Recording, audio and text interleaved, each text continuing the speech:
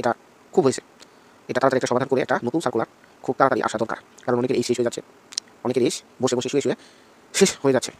6,500 শিক্ষক নিয়োগ বাতিলের রায় স্থগিত। তৃতীয় ধাপ নিয়ে চলছে চরম অস্থিরতা। এখন এই রায়ের মধ্য দিয়ে কি হবে বা কি হতে পারে? আপাতত এই রায় যারা চূড়ান্তভাবে টিকেছে 6,500 কিংবা তাদের নিয়োগপত্র হাত পর্যন্ত চলে গিয়েছিল, যেহেতু এই রায় আসছে, তাদের আপাতত যদি পরবর্তীতে আর কোনো কিছু না করা হয় তাহলে তারা নিয়োগ পেয়ে যাবে, এর ভিতর দিয়েই সমস্যার সমাধান হয়ে যাবে। আর যদি আরও কিছু কার্যক্রম চলে, কারণ আইনি জটিলতার মধ্য দিয়ে অনেক মায়ের প্যাচ থাকে, তাহলে ক্ষতিগ্রস্ত হবে কারা? তৃতীয় ধাপের সকলেই প্লাস ম্যাস অ্যাপ্লিকেন্ট পার্টি।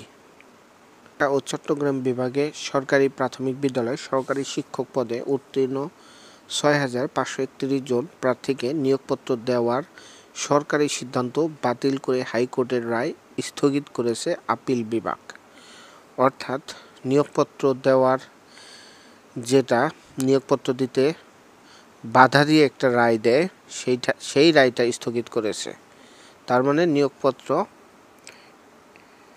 এখন বর্তমানে দিতে কোনো বাধা নেই, যেহেতু হাইকোর্টের রায়টা স্থগিত করে দিয়েছে।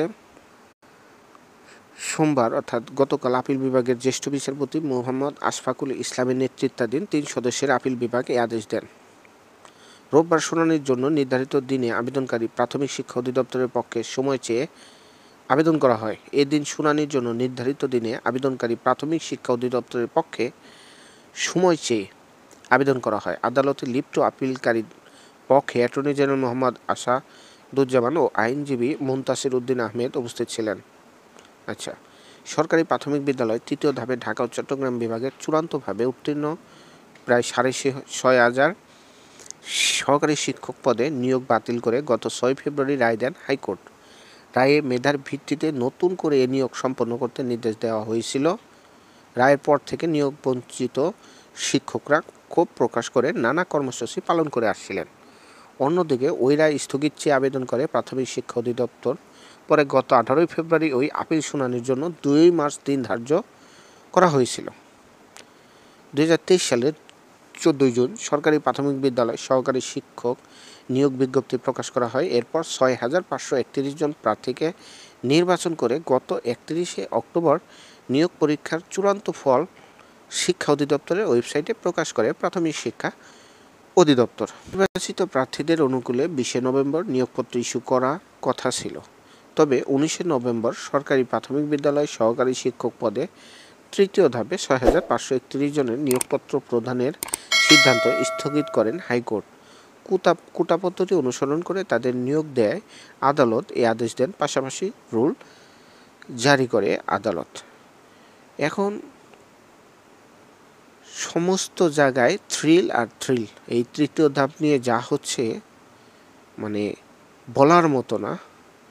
এখন যেহেতু বর্তমানে রায়টা দিয়ে দিয়েছে, এটা 6,500 সহকারী শিক্ষক যারা চূড়ান্তভাবে যাদের মনোনীত করা হয়েছে তাদের পক্ষে রায় গিয়েছে। এখন আপাতত কোনো সমস্যা নেই।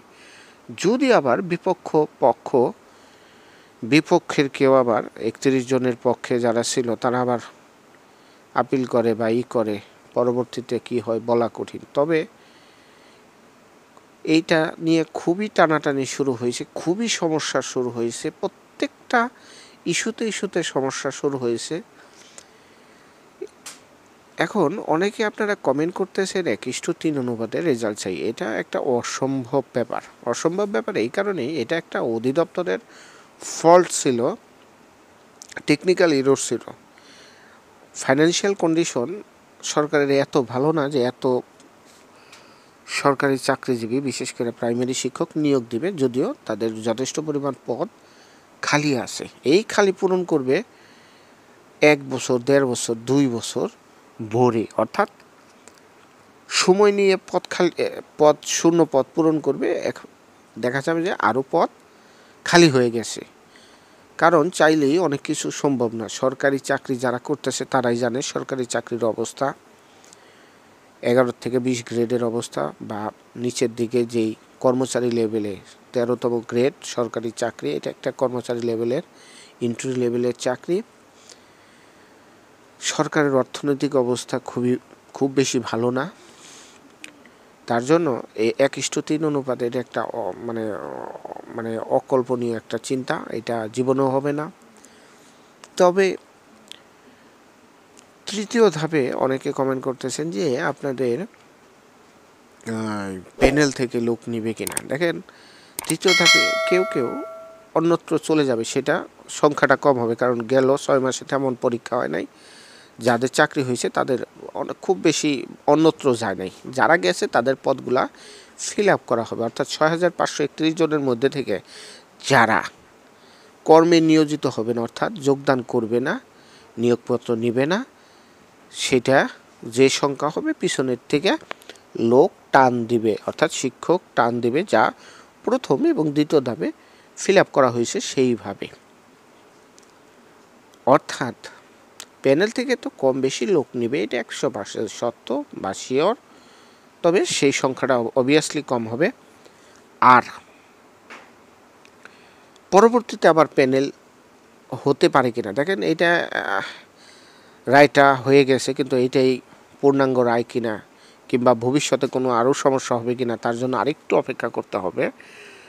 এই রায়কেই ফাইনাল ধরে যদি আমরা আগাই, তাহলে একটা প্যানেলের পরে দ্বিতীয় প্যানেল আর আসার সম্ভাবনা খুবই কম। দেখা যাবে যে প্রাইমারিতে প্রচুর পদ খালি, সেক্ষেত্রে নতুন একটা সার্কুলার দিয়ে দেওয়ার সম্ভাবনা আছে খুব তাড়াতাড়ি। সার্কুলার দিলেই তো আর লোক নিয়ে হয় না। দেখা গেছে সামনের মাসে সার্কুলার দিলে পরীক্ষা সম্পন্ন করতে করতে 1.5 বছর, 2 বছর, 2.5 বছর চলে যায়, লেগে যায়। দেশের অর্থনৈতিক অবস্থা ভালো না, আপনাদের ঠান্ডা করে রাখা হলো একটা সার্কুলার দিয়ে। যাই হোক, এই প্রাইমারি তৃতীয় ধাপ নিয়ে যা হচ্ছে, এটার একটা জেট টানা দরকার। এটা খুব হয়েছে, এটা তাড়াতাড়ি একটা সমাধান করে একটা নতুন সার্কুলার খুব তাড়াতাড়ি আসা দরকার। কারণ অনেকের এই শেষ হয়ে যাচ্ছে, অনেকের এই বসে বসে শুয়ে শুয়ে শেষ হয়ে যাচ্ছে।